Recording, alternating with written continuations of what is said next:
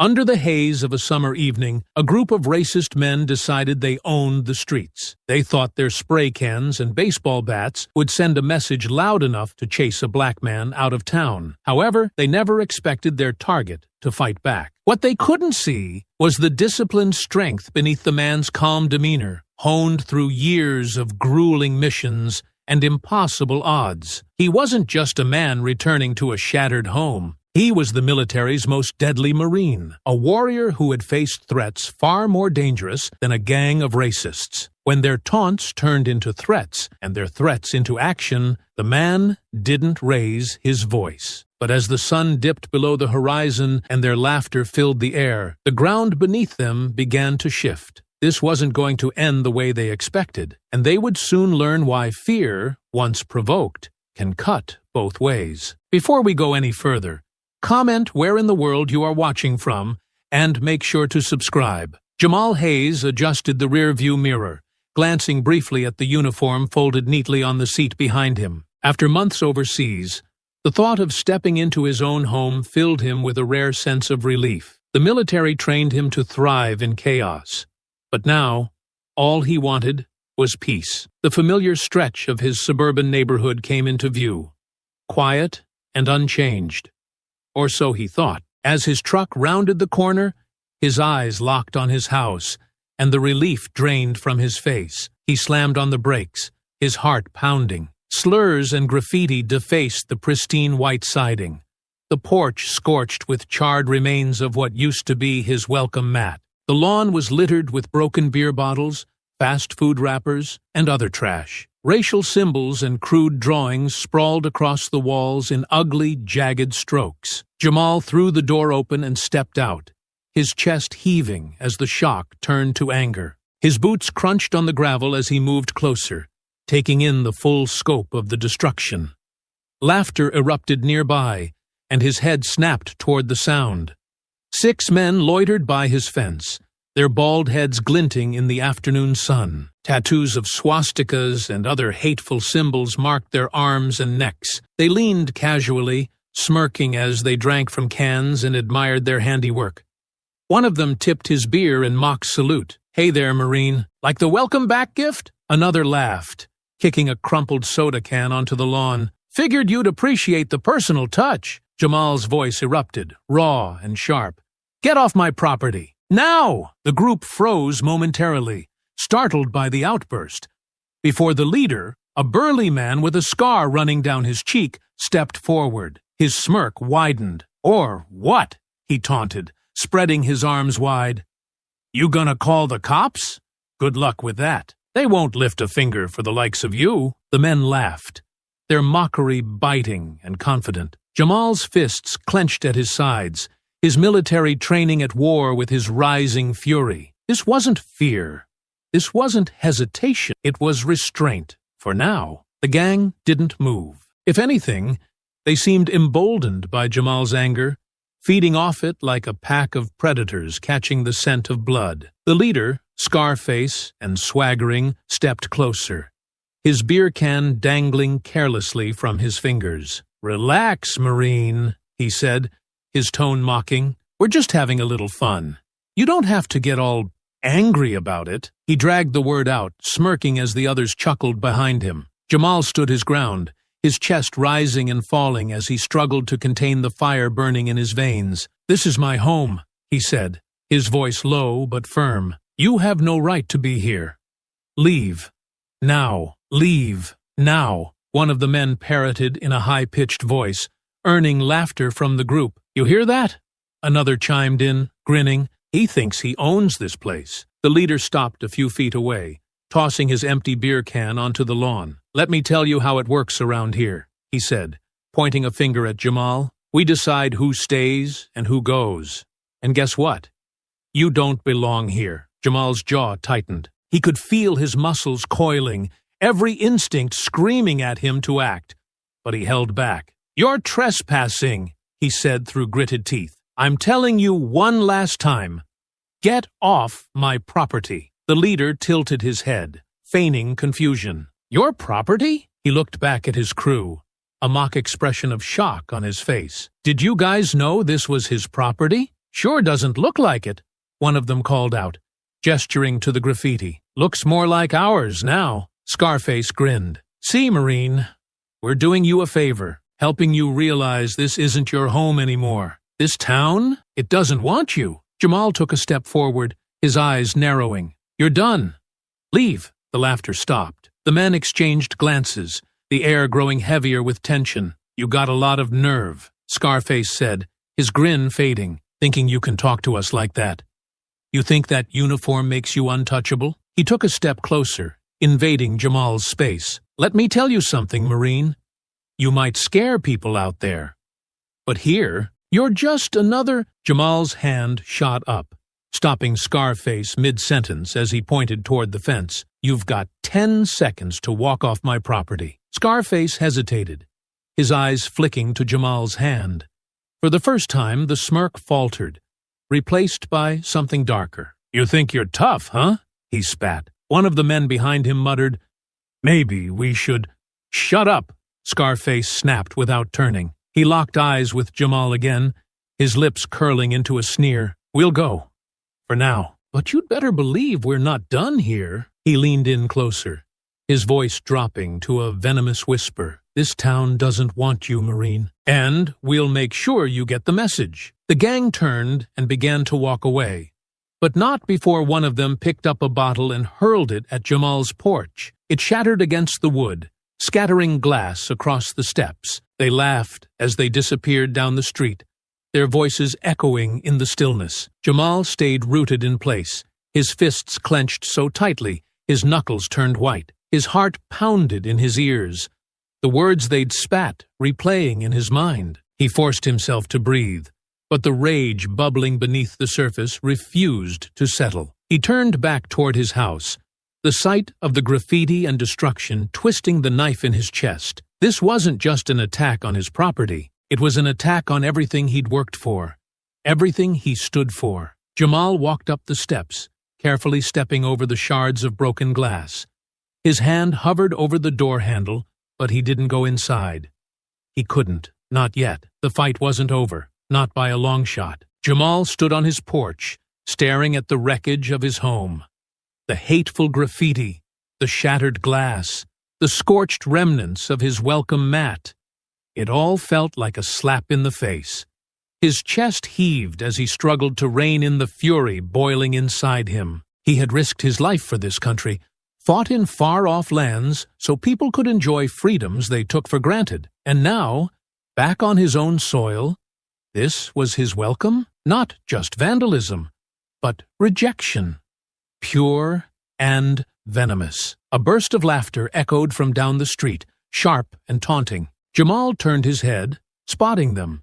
The gang of bald men clustered around an old truck at the corner. They leaned against it, passing beers between them, laughing like they'd just won some victory. The rage became a roaring inferno. He didn't hesitate. His boots struck the gravel hard as he stormed toward them, his strides long and purposeful. Hey! Jamal's voice rang out like a command, sharp and undeniable. The gang turned, their laughter fading into smirks as they saw him approaching. For a moment, their eyes flickered with uncertainty. But then Scarface, the leader, stepped forward, his grin widening. Well, look who's back, Scarface drawled, tossing his beer can onto the ground. What's the matter, Marine?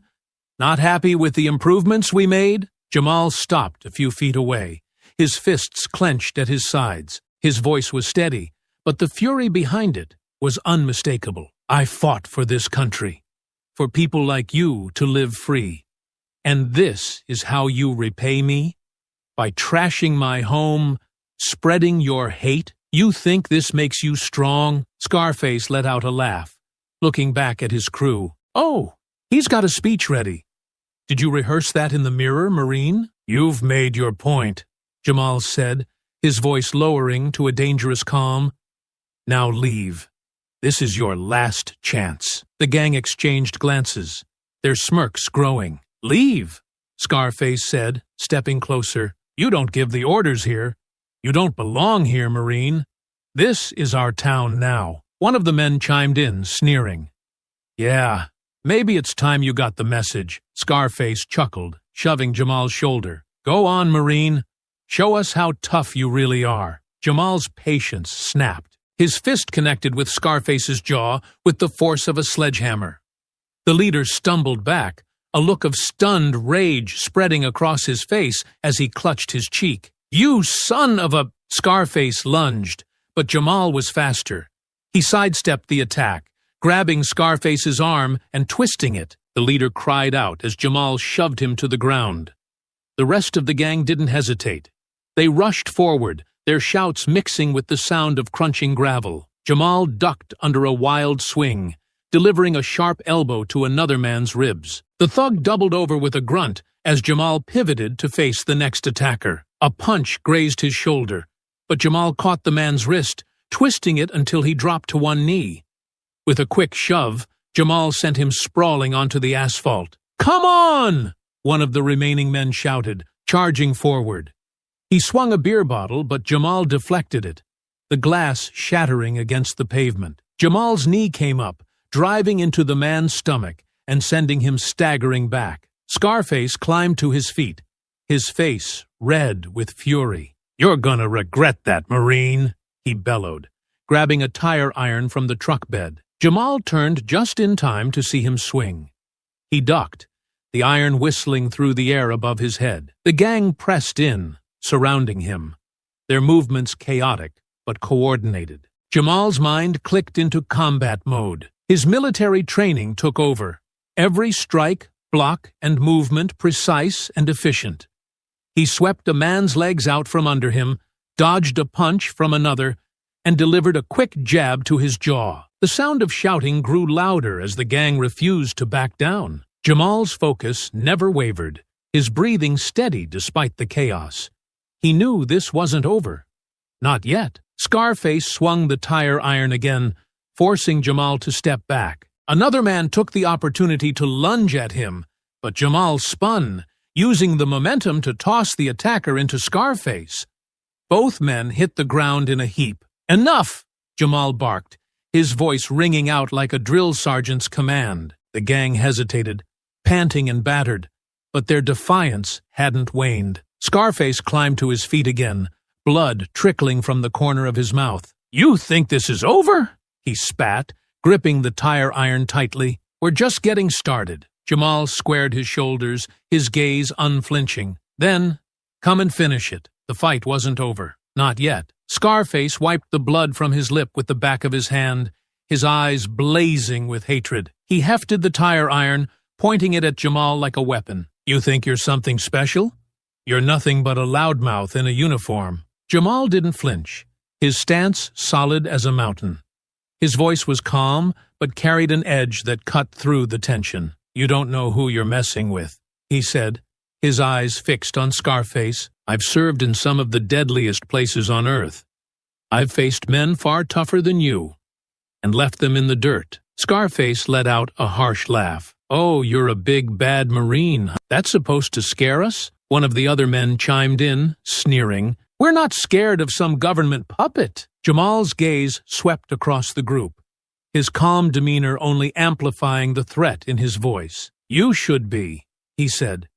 You think your numbers make you strong? All I see are a bunch of cowards who gang up on people to feel big. Scarface growled and swung the tire iron again. This time, Jamal sidestepped with precision, his hand shooting out to grab Scarface's wrist. With a sharp twist, the tire iron clattered to the ground. Before Scarface could react, Jamal drove a fist into his stomach, sending him staggering back, gasping for air. Is that all you've got? Jamal taunted, stepping forward. I expected more from the big man who thinks he runs this town. Get him! One of the men yelled, and the rest of the gang charged. Jamal moved like a predator among prey. One man swung wildly, but Jamal ducked, grabbing his arm and twisting it behind his back. I've taken down entire squads of armed fighters, Jamal growled, slamming the man into the side of the truck. What chance do you think you have? Another thug tried to blindside him with a punch, but Jamal spun, delivering a brutal elbow to the man's jaw. The thug crumpled to the ground, groaning. You wanted to see how tough I am? Jamal said, standing over him. You're getting your lesson now." Scarface, still wheezing, barked out, "Don't let him scare you. He's just one guy." The remaining men hesitated, but one, emboldened by Scarface's words, grabbed a crowbar from the truck bed and lunged. Jamal caught the movement in his peripheral vision. He stepped aside, the crowbar swinging harmlessly past him, and landed a punishing blow to the attacker's ribs. "Do you even understand who I am?" Jamal said, his voice rising over the chaos. He turned to Scarface, his eyes blazing with controlled fury. "I've spent my life training for moments like this. I've taken lives to protect this country. You don't scare me. You're nothing but a bunch of ignorant punks." Scarface's face twisted in rage, and he grabbed a metal chain from the truck. He swung it at Jamal, but the Marine ducked under the arc and closed the distance. With a swift motion, Jamal yanked the chain from Scarface's hands and threw it to the ground. "You think hate makes you strong," Jamal said, grabbing Scarface by the collar and pulling him close. "It doesn't. It makes you weak, and I'm here to show you just how weak you are." With a powerful shove, he sent Scarface stumbling into one of his own men, knocking them both to the ground. The fight continued to rage, the gang refusing to back down despite their obvious disadvantage. Jamal's every move was calculated, his strikes precise and devastating. A kick to one man's chest sent him sprawling onto the pavement. A swift uppercut dropped another where he stood. "You're all out of your depth," Jamal said, his voice cutting through the grunts and groans of the battered gang. "You thought you could intimidate me? Terrorize my community? You're about to learn what happens when you pick the wrong fight." Scarface staggered to his feet, blood dripping from his mouth.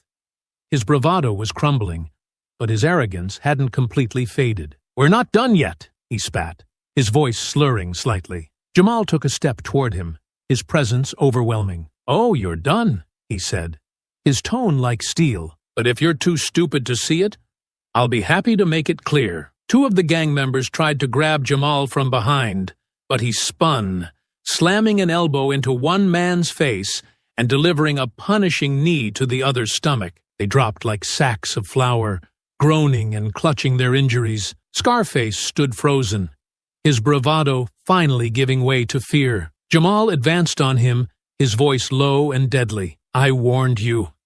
I gave you every chance to walk away, but you wouldn't listen." Scarface tried to backpedal, but Jamal grabbed him by the front of his shirt. "Now you're going to pay for your arrogance." The gang wasn't done yet.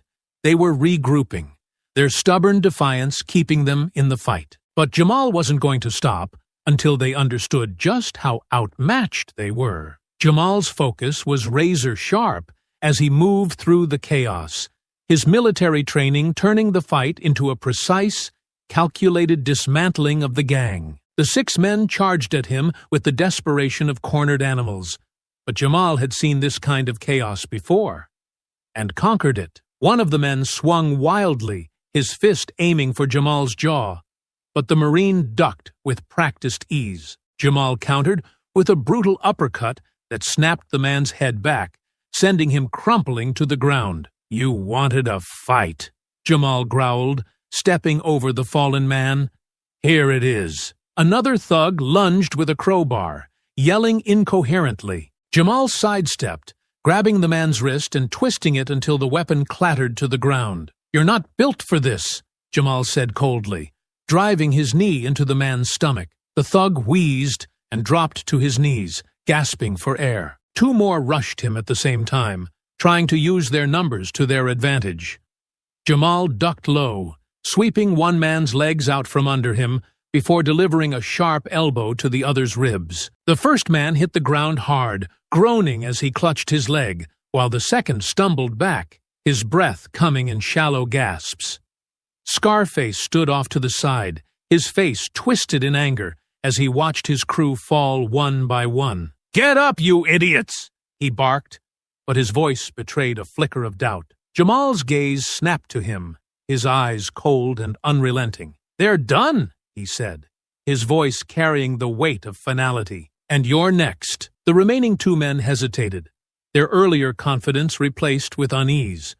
One tried to rally, charging at Jamal with a broken beer bottle. Jamal caught his arm mid-swing, twisting it until the man howled in pain and dropped the weapon. "You're out of your league," Jamal said, shoving him into the side of the truck. The last man tried to grab Jamal from behind, but the Marine spun and delivered a swift kick to his chest. The man stumbled back, tripping over the fallen bodies of his friends and landing hard on the pavement. Scarface's bravado was cracking. The gang leader took a step back, glancing at the scattered remains of his crew. 5 men lay groaning on the ground, beaten and broken, their earlier arrogance shattered. Jamal advanced on Scarface, his movements deliberate. "This is what happens when you let hate blind you," he said, his voice low and menacing. "You thought you could intimidate me?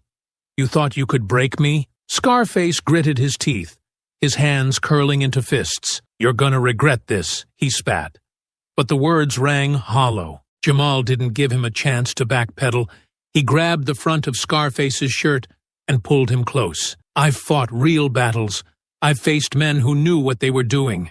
You're just a scared little boy trying to act tough." With that, Jamal drove a fist into Scarface's stomach, then released him, letting the gang leader collapse to his knees. Scarface gasped for air, clutching his midsection as he glared up at Jamal. "Stay down!" Jamal ordered, his voice sharp and commanding. Scarface's face twisted in rage, but he didn't respond. The fight seemed over. Jamal surveyed the scene, his breathing steady as the adrenaline began to ebb. 6 men lay sprawled on the ground, too beaten to move. It wasn't a victory Jamal had sought, but it was one they'd forced him to deliver. Just as Jamal turned to step back, a searing pain exploded at the back of his head.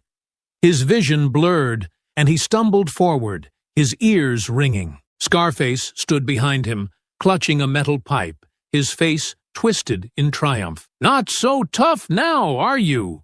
he snarled, raising the pipe for another swing. Jamal dropped to one knee, shaking his head to clear the haze. The gang, emboldened by the surprise attack, scrambled to their feet. Despite their injuries, they rallied around Scarface, their defiance rekindled. "Let's go!" Scarface barked, pulling his crew toward the truck. "This isn't over, Marine. You hear me? This isn't over." The gang piled into the truck, their movements frantic as they started the engine. Jamal struggled to stand, blood trickling down the side of his face, but his glare never left the vehicle. Scarface leaned out of the window as the truck sped away. "We'll be back for you," he shouted, his voice fading into the distance. Jamal stood in the middle of the street, his vision clearing as the roar of the truck's engine disappeared. He wiped the blood from his temple, his jaw tightening. They thought they'd won something. They thought they could run. But Jamal Hayes wasn't finished, not by a long shot. The sound of the truck's engine faded into the distance, leaving only the faint rustle of the wind and the scattered groans of the battered gang members lying in the street. Jamal stood there for a moment, his fists clenched at his sides, blood dripping from a cut on his temple. His head throbbed where the metal pipe had struck him, the pain radiating down his neck. Slowly, he turned and made his way back toward his house. Every step felt heavier than the last, his body aching from the fight. He reached the porch, his boots crunching over shards of broken glass. The sight of the graffiti and destruction twisted his stomach into knots. He leaned against the door frame, taking a moment to catch his breath. His reflection in the cracked window caught his eye. Blood smeared down the side of his face, his shirt torn, bruises already forming along his jaw. He looked like he'd been through a war zone. Jamal pushed open the door and stepped inside. The house was silent, a stark contrast to the chaos outside. He walked into the kitchen, each movement slow and deliberate. Reaching into a cabinet, he pulled out a first aid kit and set it on the counter. He caught his reflection again, this time in the small kitchen window above the sink. His expression was hard, his jaw set in a grim line. "Some welcome home," he muttered under his breath, shaking his head. Jamal sat down at the table and opened the kit. He grabbed a cloth, wet it with rubbing alcohol, and pressed it to the cut on his temple. The sting was sharp, making him wince, but he didn't pull away. Pain was something he'd learned to live with. As he worked, his mind replayed the fight over and over, the way the gang had taunted him, the sheer arrogance in Scarface's voice as he spat threats. They hadn't just tried to hurt him physically. They'd wanted to break him, to make him feel powerless in his own home. But they didn't know who they were dealing with. Jamal's hand tightened around the cloth, his knuckles turning white. They thought they could run, that they could regroup and come back stronger. But this wasn't over. Not for them, and not for him. He stood and walked to the living room, looking out the window at the damage they'd left behind. The graffiti on the walls, the shattered bottle on the porch, the scorched marks on the wood. It wasn't just vandalism. It was a declaration of war. Jamal exhaled sharply, the anger simmering just beneath the surface. He couldn't let them win. Not here. Not in the town he'd come to call home. He'd fought too hard, given too much, to let a gang of cowards take it all away. He went back to the kitchen and rinsed the blood from his hands, the water running red before fading to clear. As he dried them off, his phone buzzed on the counter.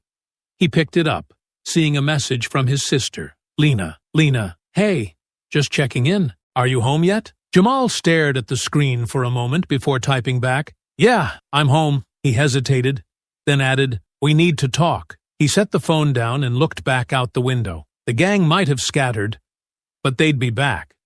Scarface had made that clear, and next time, they wouldn't come with just fists and beer bottles. Jamal leaned against the counter, his mind already working through the possibilities. He needed to be ready, not just for himself, but for the community. This wasn't just about his house or his pride anymore. He thought about the other families in the neighborhood, the ones who didn't have the training or the resources to fight back. The gang wasn't just targeting him. They were sending a message to everyone who didn't fit their twisted vision of the town. Jamal straightened, his resolve hardening. If they wanted to send a message, he'd send one of his own. And it wouldn't be subtle. He walked to the living room and grabbed a pen and notepad from the small desk by the window. Sitting down, he began making a list. Names, plans, contingencies. He wasn't going to wait for them to strike again. He'd take the fight to them, but first, he needed to recover. He touched the bandage on his temple, his jaw clenching. The pain didn't matter. It never did. This wasn't over. It was just beginning. Jamal sat in his living room, the notepad on his lap filled with hastily scribbled notes and plans. His head still throbbed from the blows Scarface had landed, but the pain only fueled his resolve. He heard the crunch of tires outside and glanced out the window. A familiar car pulled into the driveway. A few moments later, there was a knock at the door. Jamal stood, walking over and opening it to find his sister, Lena, standing there. Her eyes immediately scanned his face, widening as she took in the fresh cut on his temple and the bruises along his jaw. Jamal, she said, stepping inside without waiting for an invitation. What happened? Are you okay? I'm fine, he said, shutting the door behind her. Fine? Lena turned to him, her hands on her hips. You look like you've been through a war zone. What happened? He exhaled sharply and gestured for her to sit. Some gang came to the house, vandalized it, tried to intimidate me. It didn't end well for them. Lena sank into the couch, her brows furrowing. The gang? You mean those skinheads who've been terrorizing the neighborhood? Jamal nodded, sitting across from her. You know about them? Lena leaned forward, her voice dropping as she spoke. Everyone knows about them. They've been targeting black families for months now, slashing tires, breaking windows, spray painting slurs on houses. A few families even left town because they were scared. And the cops? She shook her head, her frustration evident. They do nothing. If anything, they make it worse by ignoring the reports or blaming the victims. Jamal's jaw tightened. He had suspected this wasn't an isolated incident, but hearing it confirmed hit harder than he expected. How long has this been going on? Since late last year, Lena said. It started with small things. Trash dumped on lawns, notes left on cars. Then it escalated. People's pets went missing. A church got vandalized. And then people started disappearing. Jamal's eyes narrowed. Disappearing? She nodded grimly. 2 men, both black, both outspoken about the racism in town. One was a pastor. The other worked at the community center. They went missing within weeks of each other. The police called it unrelated, but no one here believes that. A cold rage settled in Jamal's chest, his hands clenching into fists. And no one's done anything to stop them? Lena sighed, running a hand through her hair. Some of us tried. We've held meetings, protests, but it feels like we're shouting into the void. The gang isn't just a bunch of random thugs. They're organized. They have money, connections, and they're protected. Protected by who? Jamal asked, his voice sharp. The people in power, Lena said bitterly. Some of the city council members, even a few cops, they pretend they don't know what's happening, but it's obvious they're turning a blind eye, or worse, helping. Jamal leaned back, his mind racing. This wasn't just a group of ignorant punks. This was systemic, coordinated, and it wasn't going to stop unless someone forced it to. Lena's voice softened. I'm glad you're back, Jamal. People are scared, and I don't blame them. This gang has everyone on edge. But you're not like the rest of us. You can do something. Jamal met her gaze.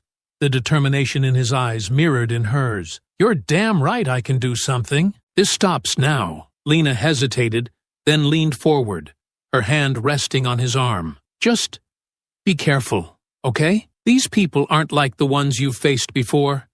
They don't fight fair. I know, Jamal said, his voice steady. But I don't need them to fight fair. I just need them to show their faces. Lena sighed, leaning back. You always did have a way of throwing yourself into things head first. It's not just about me, Jamal said. It's about everyone they've hurt. Everyone they've scared into silence. They think they can terrorize people and get away with it. That ends here. Lena watched him for a long moment, then nodded. If anyone can stop them, it's you. Jamal stood, pacing toward the window. His mind was already working through the possibilities. Do you know where they hang out? Where they operate? Lena hesitated, then nodded. There's an abandoned farm a few miles out of town. People say that's where they meet. It's isolated. Barns, sheds, plenty of space to hide. Jamal turned to her, his expression grim but resolute. It's more than a start. It's where this fight begins. Lena stood, watching him with a mix of worry and pride. Just promise me one thing. Don't get yourself killed. We've already lost too much. I promise, Jamal said. But I can't let this go. Not after what they've done. She nodded, hugging him briefly before heading to the door. Call me if you need anything. And Jamal? Yeah? Show them what real strength looks like. He gave her a faint smile. Oh, they'll learn, one way or another. As the door closed behind her, Jamal turned back to his notepad. This wasn't just about retaliation anymore. This was war. Jamal sat at his kitchen table, his notepad in front of him, filled with half-formed plans and names. His mind raced, piecing together a strategy, but he knew he couldn't do this alone. The gang wasn't just a handful of thugs. It was part of something bigger. He needed backup. He scrolled through his phone, landing on the names of 2 people he could trust with his life. Corporal Zane Carter and Sergeant Travis Lang. Both were Marines he'd served with on multiple deployments. They weren't just skilled, they were loyal. Brothers, forged in fire. Jamal hesitated for a moment, then dialed Zane's number. The line rang twice before a familiar voice answered. Carter here. Zane, it's Jamal. Jamal? Man, it's been a minute. How's leave treating you? Could be better, Jamal said, his voice clipped. Listen, I need your help. There was a pause on the other end. Help? What's going on? Jamal leaned back, running a hand over his face. There's a gang in my town. Racist. Violent. They've been terrorizing black families. Vandalism. Threats. People going missing. Tonight, they came after me. Wait, Zane interrupted. They came after you? Are you okay? I'm fine, Jamal said. But this isn't just about me. These guys are organized. They've got connections, resources, and they're trying to push every black person out of town. Zane exhaled sharply. Damn, that's serious. But, Jamal, What exactly are you asking for? I need you here, Jamal said bluntly. I'm going after them. They've got a hideout at an abandoned farm a few miles out of town. I can't take them on alone. The line went quiet. Zane? Man, you know I've got your back, Zane said finally, his voice hesitant. But this isn't like a deployment. We're not in a war zone anymore. If something goes sideways, there's no command, no extraction. This is risky. Hell, it's dangerous. Jamal's grip tightened on the phone. You think I don't know that? I've faced danger my whole life. This isn't about glory or adrenaline. This is about saving people. If we don't stop them, more families will suffer. More lives will be destroyed. Zane sighed. And you're sure about this? Dead sure, Jamal said. I can't stand by and do nothing. Not when I have the skills to make a difference. There was a long pause. Then Zane spoke again. All right, I'll be there. Just tell me when and where. Thanks, man, Jamal said, relief washing over him. I'll text you the details. He hung up and immediately called Travis Lang. The phone rang longer this time, and for a moment, Jamal thought it would go to voicemail. Lang, a gruff voice answered. Travis, it's Jamal. Hayes? What's up, brother? Jamal didn't waste time. I need your help. There's a gang here, targeting black families. Tonight, they came after me. I fought them off, but it's bigger than just me. They've been terrorizing the community for months, and no one's doing anything to stop them. Travis grunted. Sounds bad. What are you thinking? I've got a lead on where they operate. An abandoned farm outside town. I'm putting together a team to take them down, but I need you. Travis was silent for a moment. You're serious about this? Dead serious. You know how these things go, Jamal. It's messy. Dangerous. You sure you're ready to deal with that again? Because once you cross that line, I've already crossed it, Jamal interrupted. Tonight, they tried to intimidate me. Next time, it'll be someone who can't fight back. This isn't just a fight. It's a chance to protect people who can't protect themselves. Travis sighed heavily. Damn it, Hayes. You always did have a hero complex. It's not about being a hero, Jamal said, his voice firm. It's about doing what's right. These people need help, Travis. And if we don't step up, who will? Another long pause. Then Travis chuckled softly. All right, you've got me. When do we start? Tomorrow night, Jamal said. I'll send you the details. Got it, Travis said. Just don't get yourself killed, all right? I've seen enough good men go down. I'm not planning on dying, Jamal said. But if I do, I'll make sure to take as many of them with me as I can. They exchanged a few more words before hanging up. Jamal set the phone down and leaned back in his chair, exhaling deeply. His body ached and his head still throbbed, but for the first time that night, he felt a glimmer of hope. He wasn't alone in this fight. And with Zane and Travis by his side, the gang wouldn't know what hit them. The next evening, Jamal stood in his living room, staring at the map spread out on the coffee table. Marked with circles and lines, it detailed the farm Lena had described. It wasn't just a single barn, it was a sprawling property with multiple buildings, fences, and plenty of cover for the gang to hide behind. A knock at the door pulled him from his thoughts. Jamal opened it to find Zane and Travis standing on the porch, their expressions grim but determined. Zane, tall and lean with sharp eyes, carried a duffel bag slung over one shoulder. Travis, stockier and weathered, had a steely calm about him that Jamal had always relied on. Glad you could make it, Jamal said, stepping aside to let them in. Zane dropped the bag onto the floor with a thud. You didn't exactly give us much of a choice, he said, smirking faintly. You know I wouldn't have called unless it was serious, Jamal replied, closing the door behind them. Travis glanced around the room, his eyes landing on the map. So, this is it? He asked, walking over to the coffee table. Jamal nodded. The farm. Lena says it's their main hangout. They've been using it to plan their attacks, stockpile weapons, and meet with other groups. Zane crouched down, studying the map. It's got good cover. Too good. If we go in loud, they'll scatter before we can get to the core group. That's why we're not going in loud, Jamal said. He gestured to the map, pointing at specific spots. There's a back entrance here, past the tree line. It's overgrown, so they probably don't use it much. If we move in quietly, we can take out their sentries and cut off their escape routes. Travis crossed his arms, frowning. How many are we talking about? Hard to say, Jamal admitted.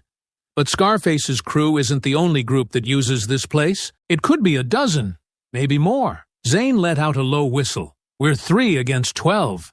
Those are some steep odds. Jamal's gaze hardened. We've faced worse. Travis glanced at him, his expression serious. True, but this isn't a war zone, Jamal. We don't have backup. No medevacs. No air support. I know what this is, Jamal said firmly.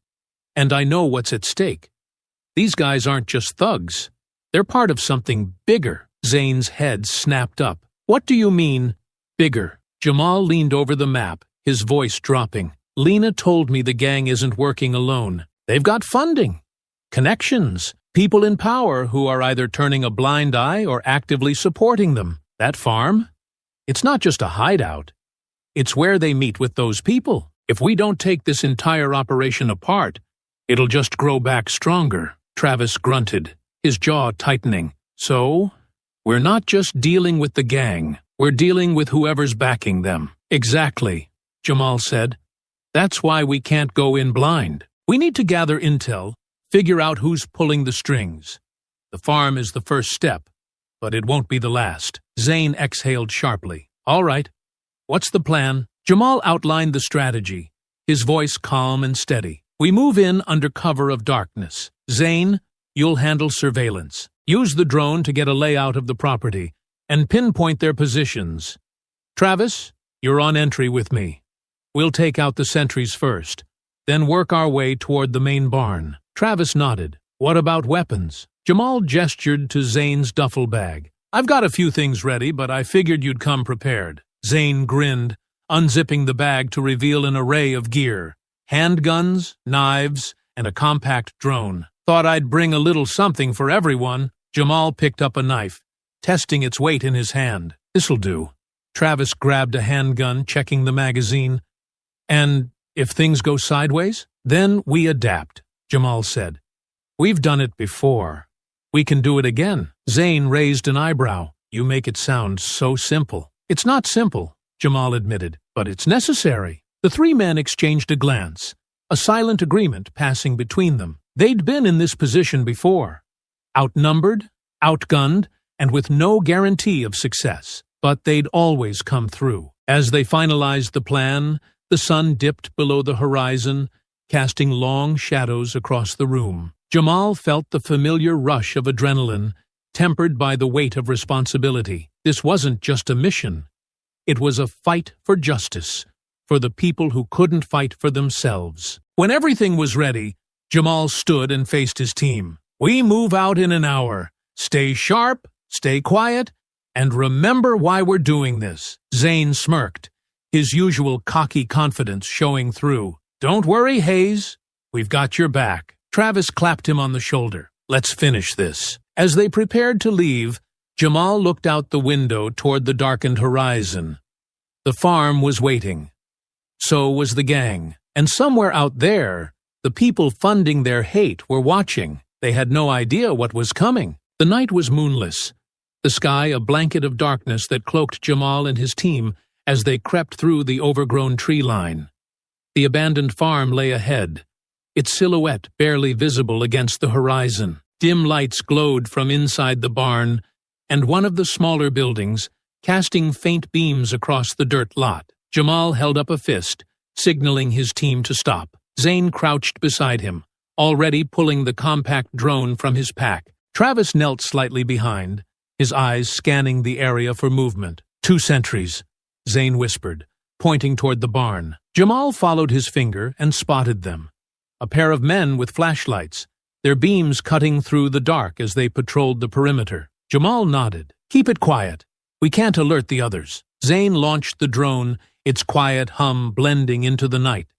The small device zipped upward, hovering just above the treetops before gliding toward the farm. Through his tablet, Zane had a bird's-eye view of the property. All right, Zane murmured, eyes fixed on the screen. Main barn's got 3 guys inside, armed. Looks like they're sorting through crates. Probably weapons. Jamal leaned over to glance at the screen. What about the smaller building? Hold on, Zane said, steering the drone toward the shed. The camera zoomed in, revealing a group of men seated around a table. Papers and maps were spread out before them, and one of them, dressed in a suit, an odd contrast to the others, was speaking animatedly. Well, that's interesting, Zane muttered. Jamal's eyes narrowed. Who's the guy in the suit? No idea, but he doesn't look like the typical muscle, Zane said. This guy's giving orders. Travis leaned closer, his voice low. Could be one of their funders. A handler, maybe. Jamal's jaw tightened. If that was true, this was bigger than they'd thought. This wasn't just a gang terrorizing a town. This was an organized operation with leadership and resources coming from outside. Focus on the maps, Jamal said. Can you get a closer look? Zane maneuvered the drone lower, its camera zooming in on the table. The images were grainy, but clear enough to make out roadways, town layouts, and several locations marked with red X's. They're planning something, Zane whispered. Looks like coordinated attacks. Businesses, homes, maybe even churches. Jamal felt a chill run down his spine. This wasn't just about intimidation anymore. They were gearing up for all-out terror. Download the footage, Jamal said. We'll need it later. Already on it, Zane replied, his fingers flying over the screen. Jamal turned his attention back to the sentries. The men were pacing slowly, their flashlights sweeping the area but not venturing too far from the barn. Travis, Jamal said, his voice low but firm. We're taking them out. Quietly. Travis gave a curt nod, his hand resting on the hilt of his knife. On your lead. Jamal moved first, his steps silent, as he approached the nearest sentry. The man's flashlight bobbed slightly with his movements, his focus on the ground rather than his surroundings. Jamal closed the distance in seconds, his arm shooting out to wrap around the man's neck. With a quick, calculated motion, he pulled the sentry into the shadows, rendering him unconscious. Travis took down the second sentry just as efficiently, his knife glinting briefly in the faint light before the man slumped to the ground. Clear, Travis whispered. Jamal signaled Zane to move forward. The drone returned to its case as Zane slung his gear over his shoulder and joined them. Crates in the barn, intel in the shed, Zane said. What's the play? Jamal thought for a moment, his mind racing. We secure the shed first. If that guy in the suit is a handler, we can't let him slip away. Travis, you're with me. Zane, keep watch and alert us if anyone comes near. Zane nodded. Got it. Jamal and Travis crept toward the shed, their movements precise and silent. They positioned themselves by the door, listening to the voices inside. The man in the suit was still speaking, his tone sharp and authoritative. This is just the beginning, the man said, his voice muffled but clear enough to make out. The next phase starts tomorrow night. We'll hit the targets simultaneously. Make sure the shipments are ready by morning. Jamal exchanged a glance with Travis, their suspicions confirmed. This wasn't just a local problem. It was a well-coordinated operation with far-reaching implications. On my count, Jamal whispered. Travis nodded, gripping his weapon tightly. Jamal held up 3 fingers, then 2, then 1. They moved as one, bursting into the shed with weapons drawn. The men inside froze, their faces a mix of shock and confusion. Hands up! Jamal barked. Nobody moves. The man in the suit raised his hands slowly, his expression more annoyed than frightened. You have no idea what you're getting into, he said, his voice dripping with disdain. Jamal stepped closer, his gaze like steel. No, you don't. The shed fell silent as Jamal's voice echoed in the small, cramped space. The 4 men seated at the table froze, their eyes darting between the armed Marines. The man in the suit didn't flinch, his sharp eyes narrowing as he studied Jamal. I said, hands up! Jamal barked again, his weapon trained on the group. Slowly, the men raised their hands, their expressions ranging from fear to defiance. The man in the suit, however, looked more irritated than intimidated. You're making a mistake, he said, his voice calm but laced with venom. You don't know who you're dealing with. Jamal stepped closer, his gaze never leaving the man. "And you don't know who I am. You're going to tell me everything I need to know, or this is going to get a lot worse for you." The man sneered. "You think you can stop this? You're just 3 men. This operation is bigger than you, bigger than this town. Taking me down won't make a difference." Jamal's lips curled into a faint smile, cold and humorless. "Let me worry about that. Start talking." One of the other men at the table, a younger thug with a nervous twitch, glanced at the suit, then back at Jamal. "He's right," the thug blurted. "This isn't just local. We've got—" "Shut up!" the suit snapped, glaring at him. Jamal shifted his weapon toward the younger man. "Keep going." The thug swallowed hard, sweat beading on his forehead. "There's shipments coming in. Money, supplies, weapons. They're funding everything from out of state." The guy in charge, a loud crash outside cut him off. Jamal and Travis snapped their heads toward the door as Zane's voice crackled through the comms. "Trouble," Zane hissed. "We've got incoming. Multiple hostiles. Looks like reinforcements." "Damn it," Jamal muttered, turning back to the group at the table. "Tie them up," he said to Travis. Travis moved quickly, securing the men with zip ties from his pack. The man in the suit glared at Jamal, his voice calm despite the situation. "You won't get far. They'll find you." Jamal leaned in close, his voice low and threatening. "We'll see who finds who." The sound of approaching footsteps grew louder. Jamal grabbed a stack of papers and maps from the table, stuffing them into his bag. "Move," he ordered Travis. The two exited the shed, crouching low as they scanned the area. Zane's voice crackled again through the comms. "They've got trucks pulling up. I'm falling back to the tree line. Wait, no, they've got me." "Zane!" Jamal called into the comms, but there was no response. Travis cursed under his breath. They got him. Jamal's jaw clenched, his mind racing. He looked toward the barn, where several men were dragging Zane toward one of the trucks. The drone operator was struggling, his arms pinned behind him, but the gang outnumbered him 5-1. "Damn it," Jamal growled. "We can't leave him," Travis said, his voice tense. Jamal scanned the scene, weighing their options. The reinforcements were too many to take head-on. He turned to Travis, his voice steady despite the urgency. "We'll get him back, but we can't do it here. We're outnumbered and outgunned." Travis looked ready to argue, but nodded. "What's the plan?" "Fall back to the rendezvous point," Jamal said.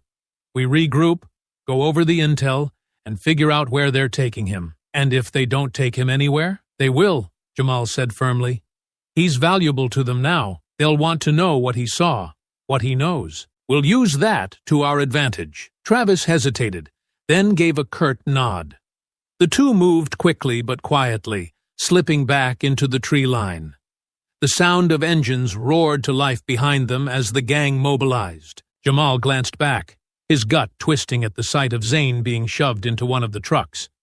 They'd get him back. As they reached the edge of the property, Jamal and Travis broke into a jog, putting as much distance between themselves and the farm as possible. The rendezvous point wasn't far, a secluded spot by a dried-up creek bed, surrounded by thick brush.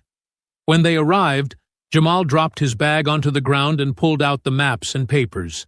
He spread them out, his sharp eyes scanning for anything that could give them a lead. "Anything useful?" Travis asked, catching his breath. "Looks like it," Jamal said, pointing to a series of markings on one of the maps. "There's another location circled here.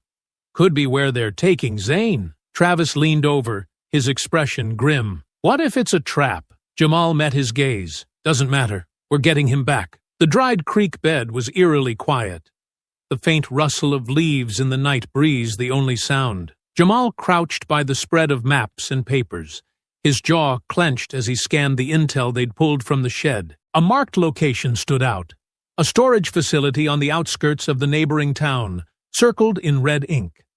Travis leaned against a nearby tree, keeping an eye on the perimeter. He glanced at Jamal, who hadn't spoken much since they'd reached the rendezvous point. "You all right?" Travis asked finally, breaking the silence. Jamal didn't look up. "No," he said flatly. Travis sighed, pushing off the tree and walking closer. "We'll get him back, Jamal. You know that." Jamal's hand tightened around the paper he was holding, crumpling the edge slightly. "I shouldn't have let this happen," he muttered. "You didn't let anything happen," Travis said, his voice steady. "Zane knew the risks. We all did." Jamal finally looked up, his eyes dark with frustration and guilt. "I called him here, Travis. I brought him into this. He trusted me.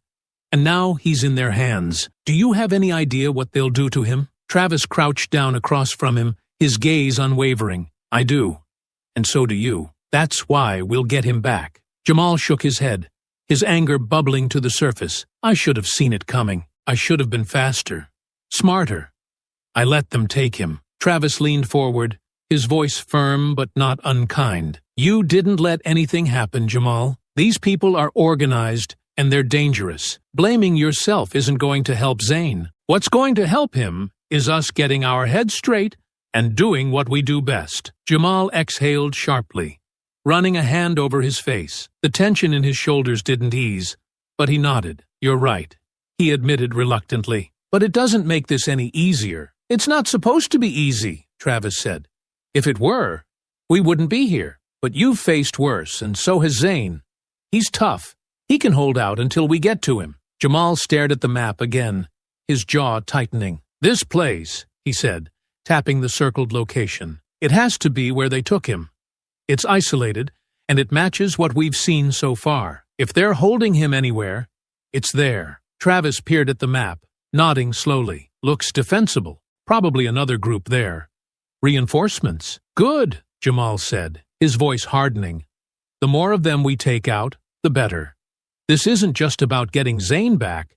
It's about dismantling their operation piece by piece." Travis raised an eyebrow. "You sure you're ready for this? You're running on fumes, and we're outnumbered." Again, Jamal looked up at him, his eyes blazing with determination. "I don't care how tired I am. I don't care how many of them there are. They took one of ours, and I'm not stopping until I bring him home." Travis studied him for a moment, then gave a small nod. "All right, I'm with you. What's the plan?" Jamal sat back, rubbing his temple as he thought. "We approach quietly, like before. Gather intel, figure out where they're holding him. If we can, we go in without making a scene. But if it comes to a fight," he glanced at Travis, "we end it." Travis smirked faintly. "That's more like it." Jamal's expression didn't soften. "This isn't just another mission, Travis. These people aren't going to stop unless we make them. Zane's capture might buy us time. They'll want to interrogate him, figure out what we know. That gives us a window, but it's not a big one. Then we use it," Travis said. "Hit them hard, take what we need, and get out." Jamal nodded, his resolve firming. He folded the map and slipped it into his bag, then began checking his gear. Travis followed suit, his movements steady and methodical. After a moment, Jamal spoke again, his voice quieter. "You ever wonder if it's worth it?" Travis glanced at him, surprised by the question. "What do you mean?" "All of it," Jamal said. "The fights, the sacrifices, putting ourselves on the line over and over. Do you ever wonder if it makes a difference?" Travis was silent for a moment, then shook his head. "I don't wonder. I know it makes a difference. Maybe not to everyone. Maybe not in the big picture, but to the people we save, to the lives we change, it matters." Jamal looked at him, the weight of Travis's words sinking in. He nodded slowly. "You're right." Travis smirked again, grabbing his rifle. "I usually am." Jamal chuckled softly despite himself, the tension in his shoulders easing just slightly. "Let's get to work." They stood, shouldering their gear. The night stretched out before them, quiet and uncertain, but Jamal's steps were steady as they moved toward the fight. The storage facility loomed in the darkness, its stark metal walls illuminated by the faint glow of floodlights mounted at the perimeter. The property was surrounded by a chain-link fence topped with barbed wire, and Jamal counted at least 2 guards pacing along the entrance. Jamal and Travis crouched behind a cluster of bushes, their breaths shallow as they assessed the situation. Jamal adjusted his night vision goggles, the facility's layout becoming clearer in shades of green. 2 at the gate, Jamal whispered. "Another on the roof with a rifle." Travis peered through his own goggles, scanning the area. "They've upped their defenses. Must be expecting something." "Good," Jamal said, his tone sharp. The more they prepare for us, the more we know we're hitting the right place. Travis smirked faintly, but stayed focused. What's the move? Jamal studied the guards' patterns for a moment longer. We take out the sentries first, then move toward the main building. Zane's likely inside. If they're holding him here, they'll want him somewhere secure but close enough to keep an eye on. Travis nodded, gripping his rifle tightly. I'll take the roof. You handle the gate. Jamal gave a curt nod, and they split off, moving like shadows through the brush. Jamal crept closer to the fence, his steps silent as he approached the first guard. The man was pacing, his flashlight beam cutting through the darkness in slow, deliberate arcs. Jamal waited until the guard turned away, then closed the distance in a few swift strides. His arm wrapped around the man's neck, cutting off his air as he dragged him into the shadows. The guard struggled for a moment before going limp, and Jamal lowered him gently to the ground. He signaled to Travis, who had already climbed silently onto the roof. A soft thud signaled the end of the rooftop sentry, and Jamal saw Travis give a quick thumbs up before disappearing over the edge. The second guard at the gate was facing away, unaware of the danger. Jamal crept up behind him, delivering a swift strike to the back of his head with the butt of his rifle.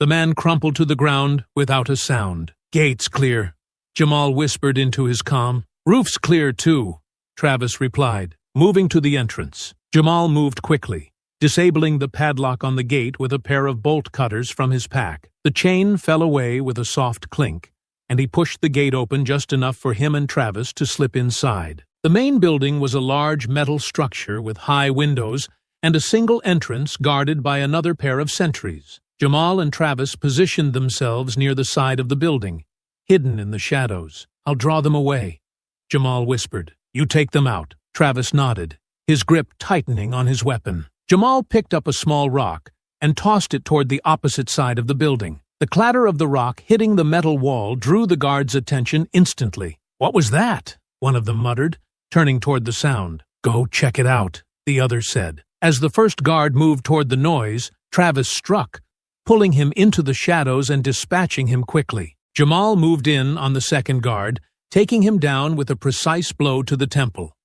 With the entrance clear, the two Marines slipped inside. The interior of the building was dimly lit, rows of crates and barrels creating a maze-like layout. Voices echoed faintly from deeper within, guiding their steps. This way, Jamal murmured, leading the way toward the sound. They reached a closed door near the back of the building.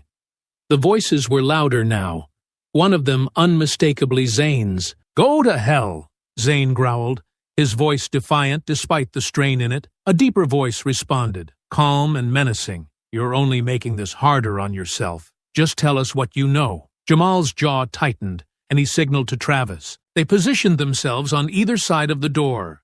Weapons ready. Jamal held up 3 fingers, counting down silently. 3, 2, 1. They burst into the room, weapons trained on the 2 men standing over Zane, who was tied to a chair, blood dripping from a cut on his cheek. The captors froze, their hands instinctively going up. Step away from him, Jamal ordered, his voice cold and commanding. One of the men hesitated, his hand twitching toward his weapon. Jamal didn't wait.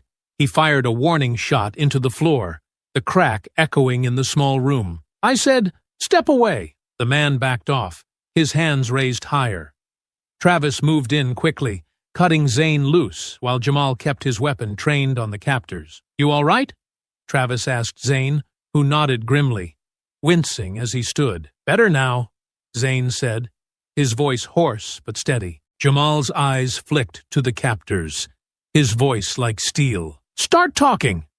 Who's pulling your strings? The 2 captors stood frozen, their hands raised as Jamal's weapon remained trained on them. The tension in the room was thick, the faint hum of the facility's lights the only sound. Talk, Jamal ordered, his voice low and commanding. Who's funding you? What's the plan? The wiry man with a sneer on his face scoffed, his expression defiant. You're wasting your time. You don't have the reach to stop this. Jamal took a step forward, his voice cold. I've stopped worse. Start talking, before this gets worse for you. The man's sneer faltered. Fine.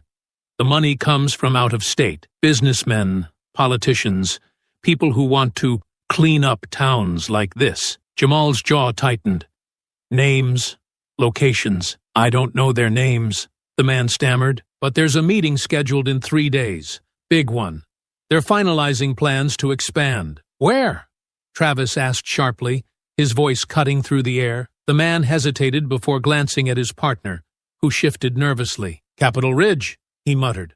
There's a place there, a warehouse. They're meeting there to go over the next phase. And the weapons? Jamal pressed. The second man blurted out, Denver. There's a hub there where everything's moved before it comes here. Shut up, the wiry man snapped, glaring at him. Jamal's eyes narrowed. Good. Now, stay right where you are. Before he could say more, the sound of hurried footsteps echoed from outside the room. Zane, leaning against the wall and catching his breath, stiffened. We've got company, he murmured. The door burst open, and several men stormed in, their voices sharp. Get them! Jamal and Travis moved quickly, flipping the table for cover. Stay down! Jamal barked to Zane, who ducked behind a stack of crates. Don't let them escape! One of the attackers shouted, their voices overlapping in the commotion. Jamal raised his voice, calm and authoritative. Stand down! We don't want to hurt anyone, but you're out of your depth here. The gang hesitated for a moment, their aggression faltering. You're cornered! Another voice called out. There's no way out. Jamal exchanged a glance with Travis, who gave a faint smirk. We'll see about that. Travis threw a flashbang into the hallway, the burst of light and sound halting the attackers in their tracks. Let's go! Jamal led the way, moving swiftly, but avoiding unnecessary violence. They disarmed one man who lunged at them, Jamal twisting his wrist to knock the weapon away and sending him stumbling back. Out of the way! Jamal ordered firmly, his tone brooking no argument. The attackers hesitated, their bravado faltering as Jamal and Travis advanced with calm precision. They used non-lethal techniques to subdue those who tried to block their path. An elbow here, a sweep of the leg there, but left most untouched, their focus on getting out. Zane followed close behind, his steps unsteady but determined. The exit's ahead, he called out. They moved as one, weaving through the facility until they reached the glass doors leading outside. The sound of reinforcements echoed behind them, but the team didn't stop, slipping into the open air and heading for the tree line. Once they reached the cover of the trees, Jamal signaled for them to pause. He turned to Zane, scanning him for injuries. You all right? Zane nodded, though his face was pale and his breaths were shallow. Yeah. Thanks for coming back. Always, Jamal said firmly. He turned to Travis, who was catching his breath. We've got the intel. Capitol Ridge, Denver.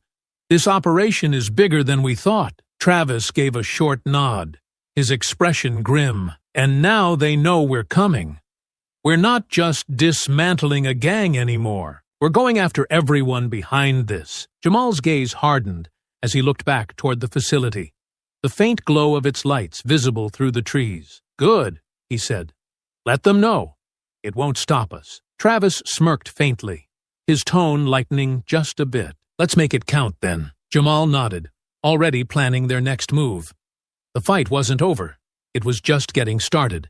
The safe house was small but secure, tucked away in a wooded area miles from the chaos they'd just escaped. Inside, the air was heavy with tension as Jamal spread the gathered intel across the table. Zane sat nearby, nursing his bruised ribs, while Travis leaned against the wall, arms crossed, his sharp eyes scanning the papers. This is it, Jamal began, his voice steady but resolute.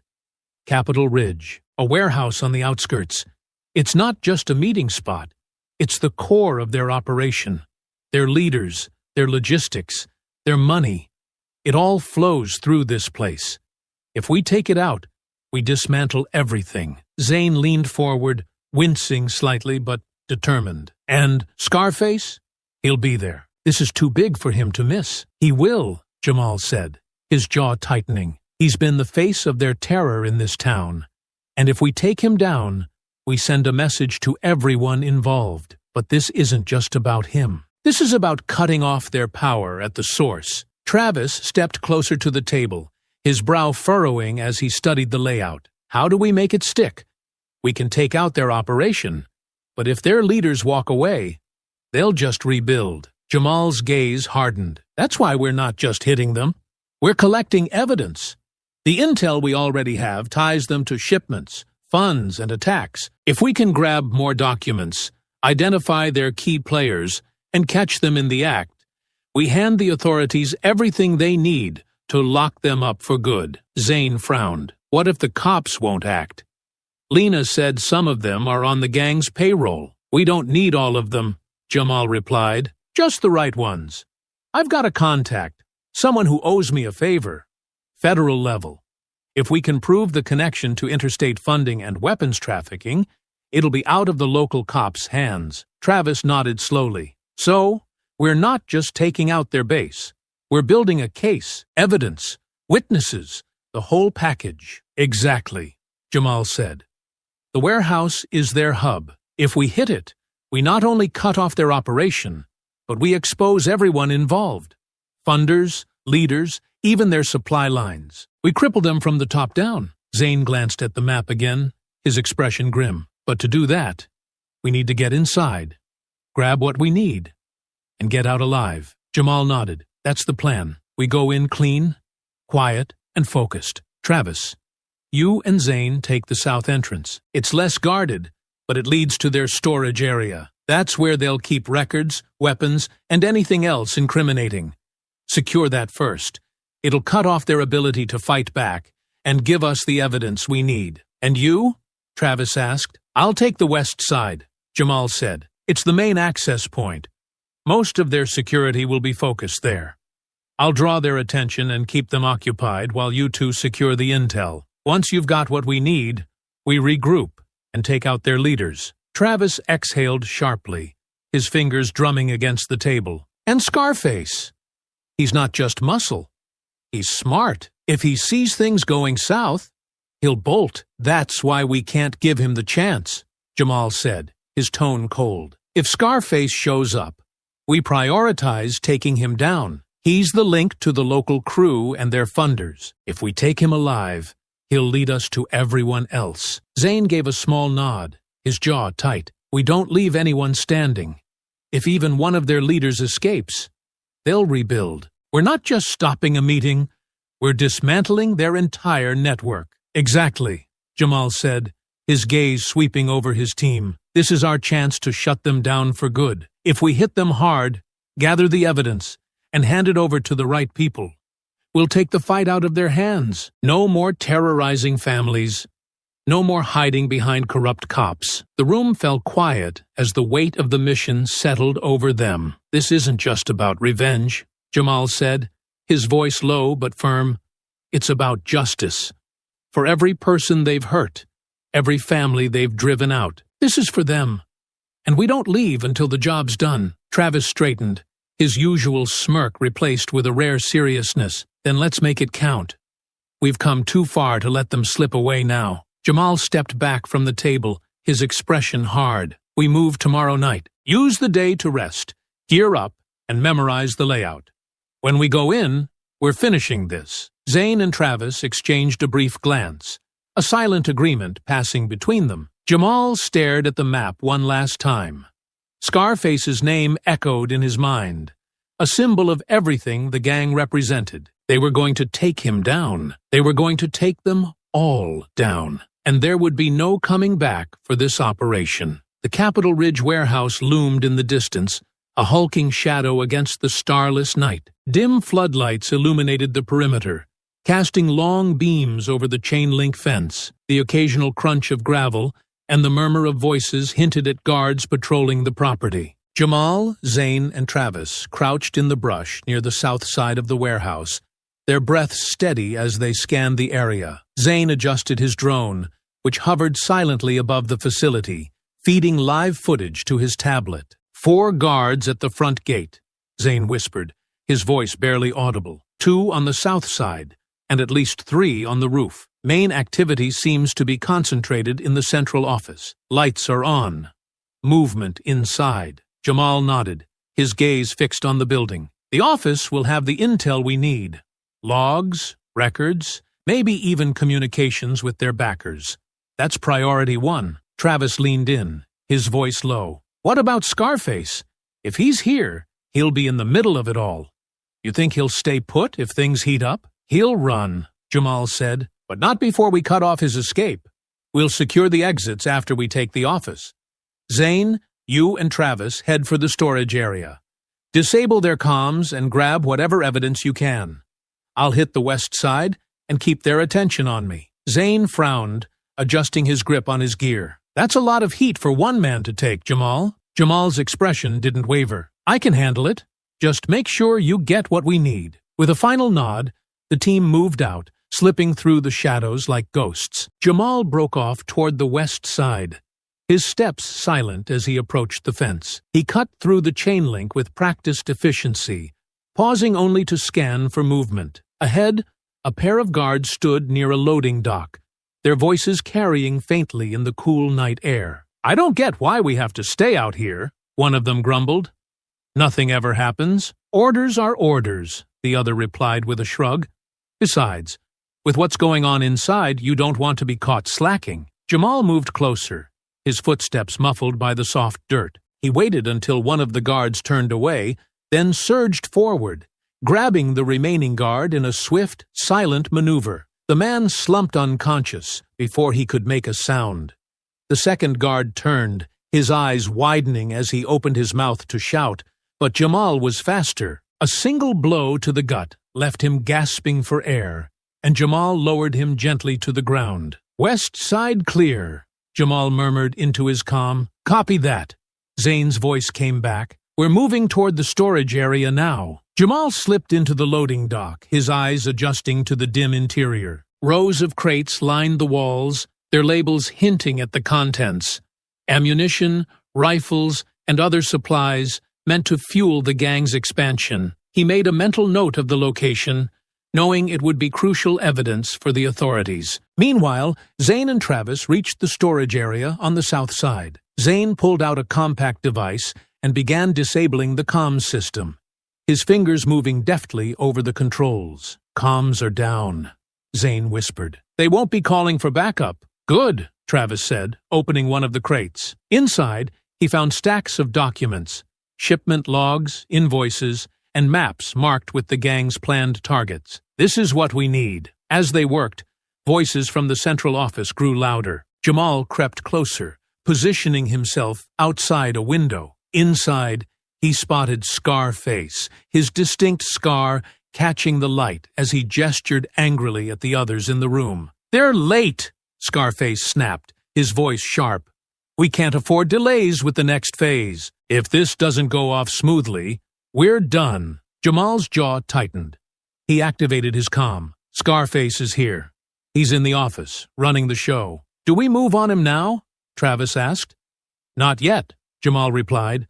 Secure the intel first. I'll keep him busy. He waited for Zane and Travis to signal they'd finished before stepping into the open. Jamal made no attempt to hide as he entered the office, his weapon raised. The room froze as Scarface and the others turned to face him. Well, well, Scarface said, his tone mocking. Look who decided to crash the party. This ends here, Jamal said, his voice calm but firm.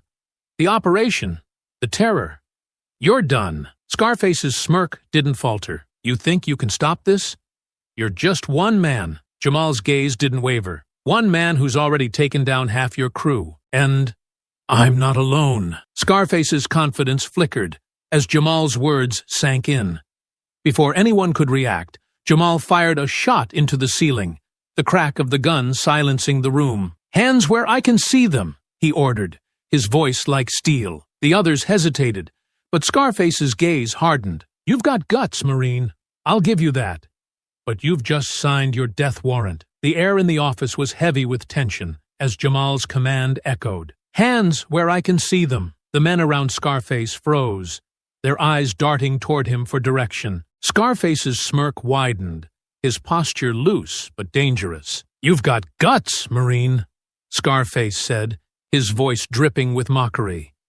But guts only get you so far. Jamal's finger hovered over the trigger, his weapon steady. This is over.